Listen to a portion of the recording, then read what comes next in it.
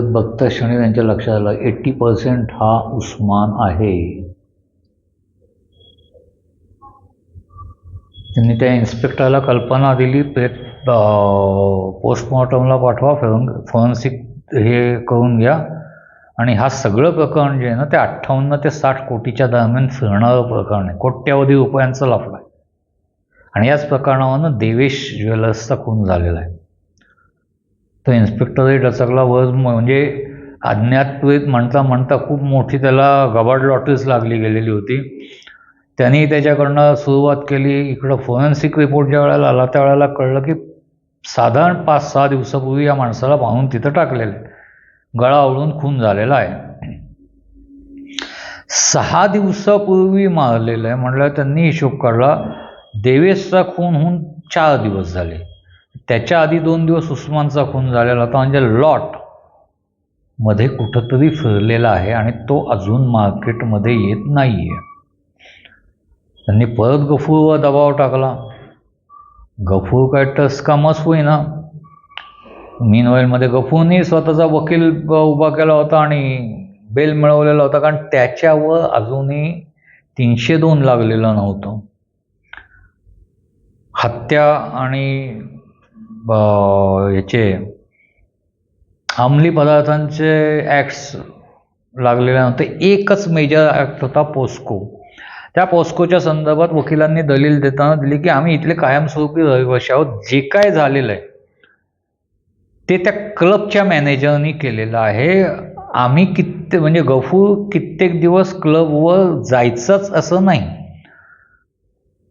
क्लबचं schedule होतं, त्या शेड्यूलनुसार club चालवून रात्री बंद झाला की 1-1.5 वाजता तो मॅनेजर हिशोब सगळा करायचा. सकाळी 9 वाजता म्हणजे तो हिशोब केला तिथंच झोपायचा. सकाळी 9 वाजता उठून आवरून गफूर शेठकडे यायचा. त्या दिवसाची जमलेली कॅश गफूर शेठकडे जायचा आणि तो त्याच्या घरी निघून जायचा. ते डायरेक्ट रात्री 9 वाजता परत तो क्लबवर यायचा.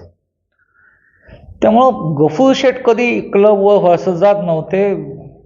इन्स्पेक्टर पटवर्धनांचा काहीतरी गैरसमज झालेला आहे. त्यामुळं आम्हाला जमानत मिळावी. आम्ही कुठेही पळून जाणार नाही. आम्ही पासपोर्ट आमचा जमा करतो. आम्ही इंडियाच्या बाहेर काय, आम्ही गावाच्याही बाहेर जाणार नाही. म्हणलं त्याला नियमानुसार 25,000च्या जात मुलक्यावर सोडलं गेलेलं होतं. गफूरही ओपन झालेला होता. देवेशचाही खुनी सापडत नव्हता आणि उस्मानचा मर्डर झालेला होता. या विचारात असताना एक दिवस, एक साधारण 8 ते 10 आठवड्यानंतर त्यांना बातमी मिळाली की जंगलाच्या मागच्या बाजूला धरणाच्या काठावर 80 कोटीचं कुठलं तरी डील होणार आहे.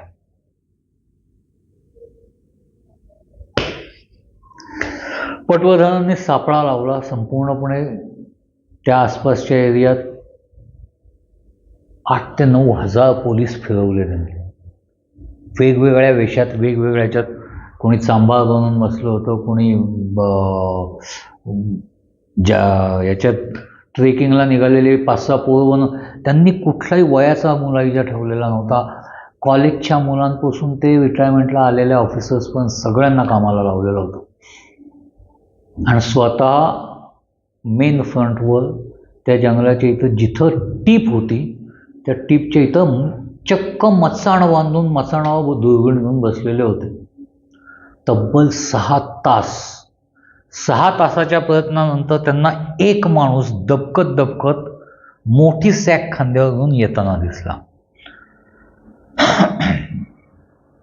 दाढी बिडी वाढलेली, मस्त असं केस मागं उलटे फिरवलेले आणि डोळ्यावर गोगो मोठा. पटवर्धन म्हणले ही फॅशन तर खूप ओल्ड झाली, पण हा माणूस असा येतोय ओके. तो तिथं येऊन थांबत असतानाच समोरनं एक टिंटेड ग्लास लावलेली पजारवाली त्या गाडीतनं माणूस उतरला. शांतपणे असं बघितलं. त्या शेजारी आला. त्या दोघांची काहीतरी बोलणी झाली आणि त्या माणसाला नेलं तिकडं आणि असे पजाराचा दरवाजा उघडला मागचा. खचून पैसे भरलेले त्याला तिथं दिसले. पटवर्धनांनी दुर्बीण खालती केली. समोर गिराईक आहे ते परफेक्ट आहे, माल घेणार माल देणार हातात सापडला ओळखून त्यांनी वॉकी टॉकी ऑन करून बोलायला सुरुवात केली की तुम्ही गिरलेले आहात, पळून जायचा प्रयत्न करू नका, जागचा हलाल तर गोळी घालीन, माझा परफेक्ट निशाणा तुमच्या डोक्यावर आहे.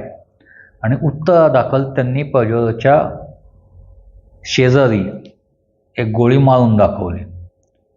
दोघंही हात वर करून शांत उभे राहिलेले असताना आजूबाजूने चारही बाजूने पोलीस येऊन तिथं धडकले आणि पोलिसांनी त्यांना अटक केली. एक होता तत्कालीन आमदाराचा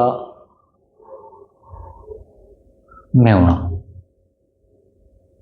आणि दुसरा होता सलीम. पटवर्धनांना असं झालं, आंधळा मागतो एक डोळा आणि परमेश्वर दोन देतो. इथं 4-4 दिलेत असं आहे. आमदारांच्या साडूनं गुन्हा कबूल केला. त्याने सांगितलं होतं मी देगच्या पलीकडं माझा स्वतःचा क्लब चालू झालेला आहे. देगमुळे धंदा कमी होत होता आणि धंदा कमी होत होता, फायदा कमी नाही, त्यामुळं आमदार साहेब खूप उचकलेले होते. त्यांना आता निवडणूक जवळ आली, निवडणुकीला पैसा हवाय म्हणून त्यांनी सांगितलं होतं. त्यानुसार मी सलीमला सांगितलं. सलीमनी उस्मानशी डील केला. सगळा माल 2 कोटीला द्यायला उस्मान तयार झाला. उस्मान माल घेऊन आल्यानंतर सलीमनं त्याला मारून टाकला गळावरून. माल घेऊन तो पळून गेला. माल घेऊन पळून गेलेला सलीम हे गफूरला शेवटपर्यंत कळलं नाही. सलीम बोलताना मात्र गफूरला म्हणायचं की तो देवेश साहब का आदमी है, उसको मालूम होगा कहाँ पे आया होगा, कैसे है, ऐसा है. त्या हिशोबाने सलीमला गफूरनी 1 कोटी रुपये दिले की तू देवेशला उडव. कारण तसाही तो मी बर्बाद झालो, आता माझं सगळं घाण पडलेलं आहे, मी कुठलाही हप्ता चुकवू शकणार नाही. मैं तो डूबेगा साला लेकिन उसको भी साथ लेके जाएगा. सलीमने तेही 1 कोटी घेतले, देवेशला उडवला, फरार झाला नेहमीच्या स्टाईलने हे करून. इथं गफूर तर संपल्यात जमा होतं, त्याच्याकडं काहीच राहिलेलं नव्हतं. म्हणजे त्यांनी लिटरली आपण काय म्हणतो अंगातले कपडे देखील घाण ठेवलेले होते.